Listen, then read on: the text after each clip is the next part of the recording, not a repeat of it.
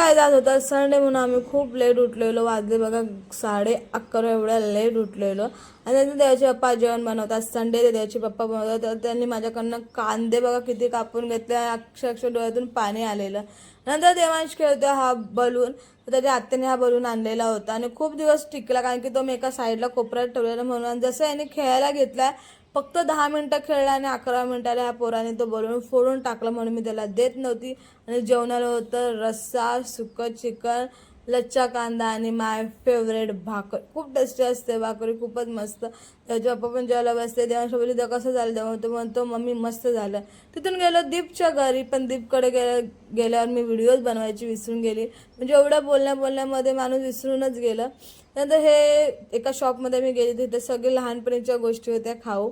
तर कुणी कुणी खाल्लं नक्की कमेंटमध्ये सांगा. आणि खूप टेस्टी असतं, म्हणजे लहानपण हे वेगळंच असतं, खूप भारी वाटत असतं.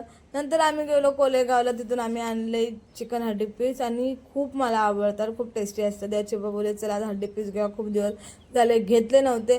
तर बाय गाईज, व्हिडिओ नक्की like share and subscribe. Bye.